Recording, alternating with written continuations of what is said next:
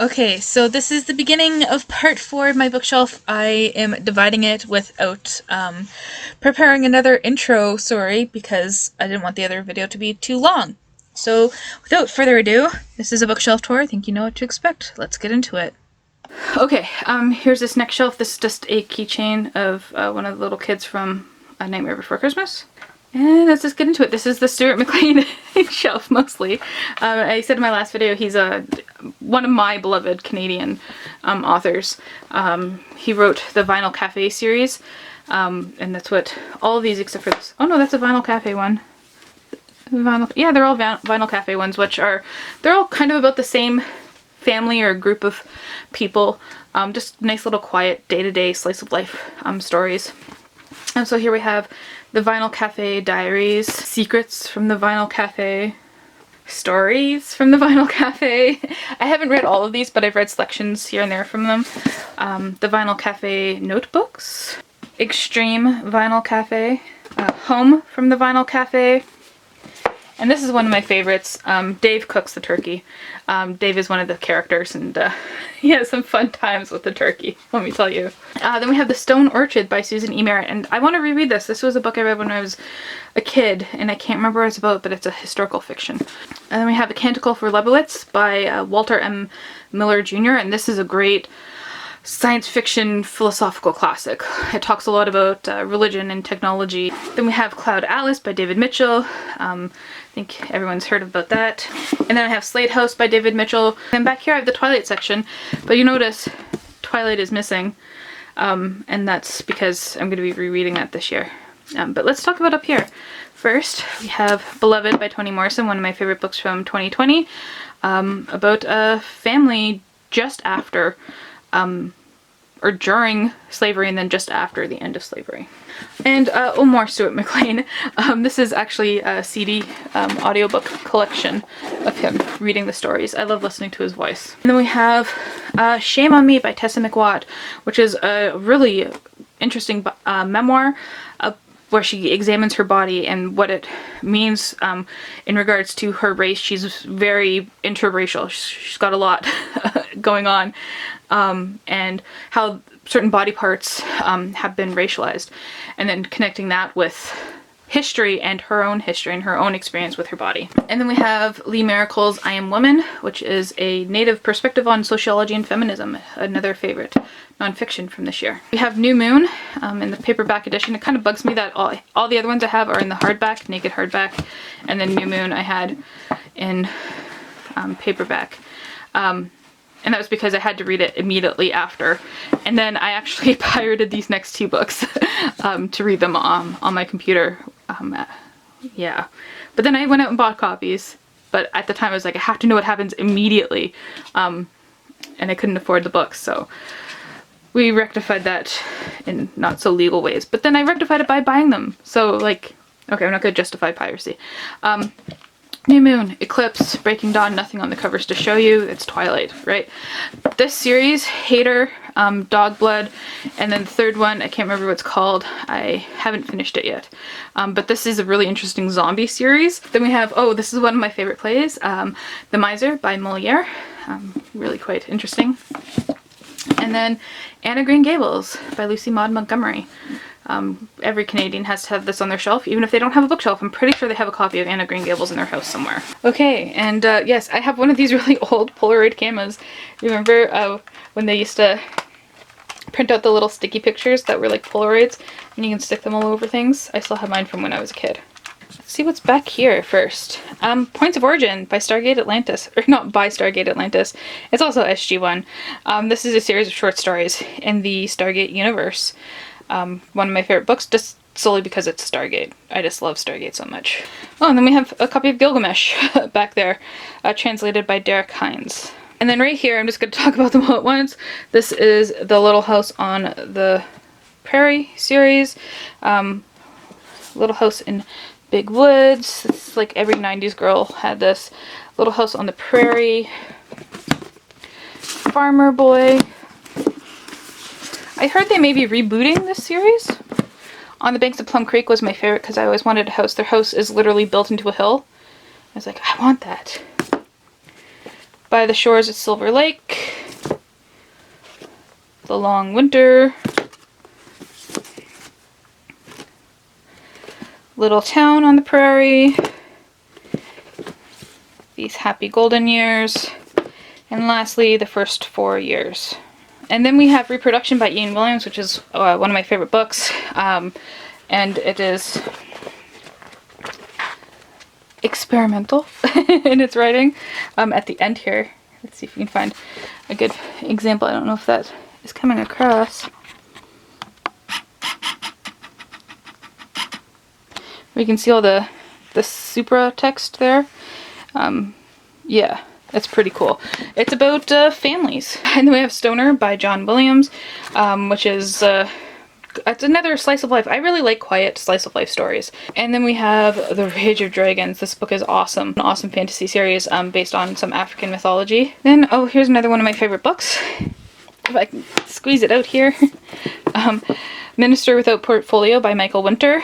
This is about a man whose girlfriend calls him boring, and then he decides to go out and try to not be boring, and then decides that, you know, maybe he will be boring.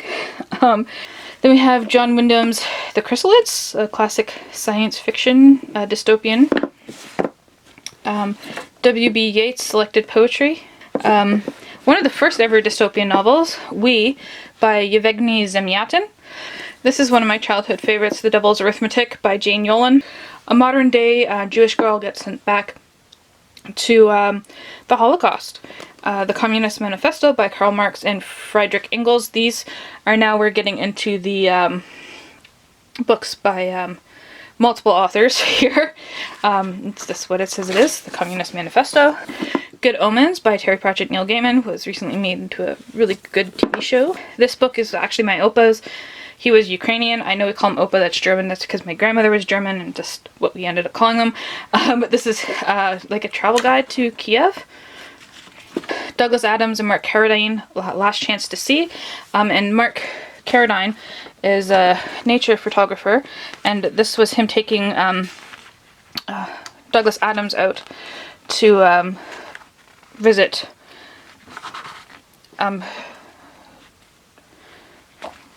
taking Douglas Adams out to search for endangered animals, and that's what it's called, Last Chance to See. We have, oh, this. This is a really interesting book, and it's called My Ideal Bookshelf. And it's basically talking to authors and talking about their favorite books, and then there's illustrations of them. Here, it's been a while since I've looked at this.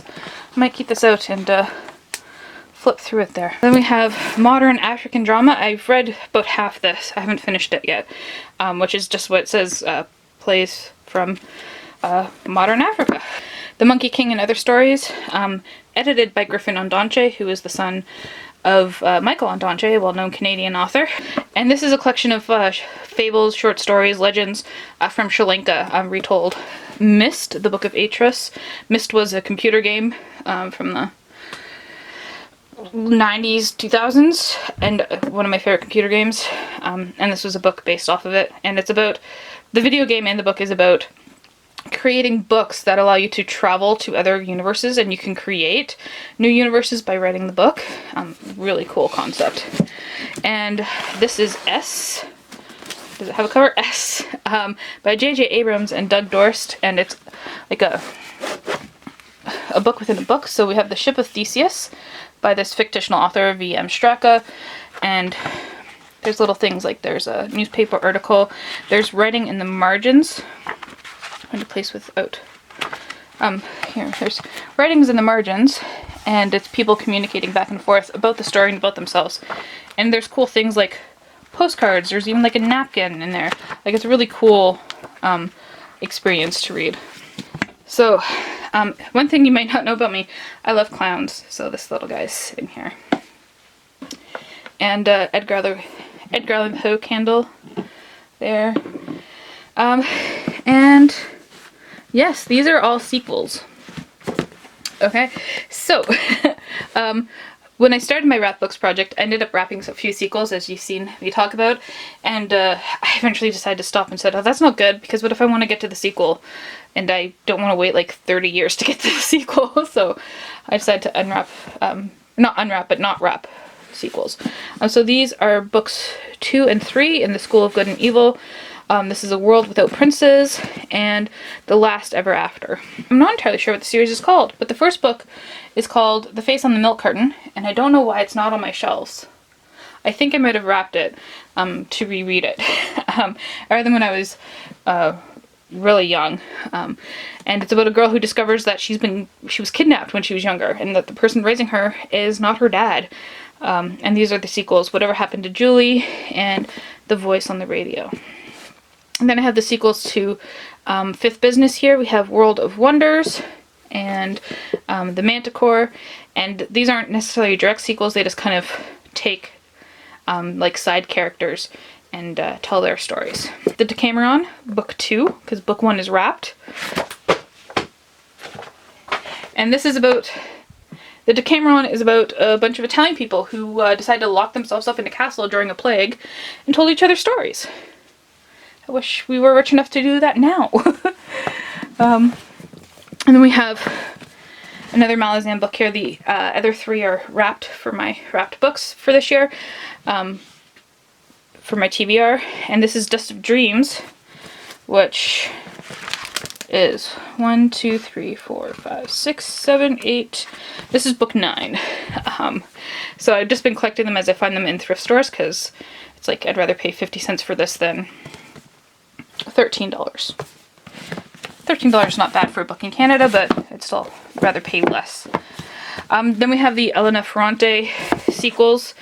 So the first one is wrapped, but once I unwrap that one, I can then move on to the sequels if I want. The Story of a New Name, Those Who Leave and Those Who Stay, and The Story of the Lost Child. And oh, I bought this book not knowing it was a sequel. European Travel for the Monstrous Gentlewoman. So it's sitting on here until I can get the first book and wrap that one and eventually get around to reading it. So here we have Dean, Sam, and Cass. My mom got me these cute little figures. Shadow Scale by Rachel Hartman. This is a sequel to Serafina, which is wrapped on my shelf. And then I was given the Souls trilogy, All Souls trilogy, A Discovery of Witches. That's what by someone. And I wrapped the first one, and then I have these ones, Shadow of Night. I think it's about a witch who falls in love with a vampire or something like that. And then The Book of Life.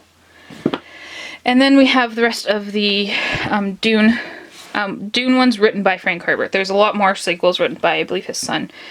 So here we have God, Emperor of Dune, Heretics of Dune, and Chapter House Dune. And then some books by Robin Hobb, which I don't know if they're the first or the second, or I haven't really looked too much into it. I just saw them for cheap and picked them up. So we have Ship of Magic, Mad Ship. They sound like they're in the same series. And back here we have Fool's Fate, which is book number 3 in the Tawny Man. So I guess I have to get the other 2. And then we have The Learners by Chip Kidd, and this is a sequel to The Cheese Monkeys. I think it's like a academia book. Maybe not dark academia, but and Out of Oz by Gregory Maguire. And this is the final volume in the Wicked Years, but I did have the other 2, and I read Son of a Witch. I haven't read A Lion Among Men yet, and I got rid of it. I don't know why. I wish I kept it, but at least I have the final one. It's The Wizard of Oz, Wicked Witch of the West retelling. And then we have the Discworld books. These are sequels and not standalones. Standalones are wrapped. So we have, or some of the standalones aren't wrapped. I don't know what I was doing. These are Discworld novels anyways. This is Faust, no Eric. Then we have The Last Continent, Witches Abroad, Lords and Ladies, Thief of Time, Guards, which I want to read soon. We're going to keep that out. We got Soul Music, that's a death novel. The Night Watch. What's this one? Making Money. Masquerade. I just pick them up from thrift stores as I see them. And then The Fifth Element. Or The Fifth Elephant. So that's it for this bookshelf. I have 2 more bookshelves to get through. So, thank you for watching.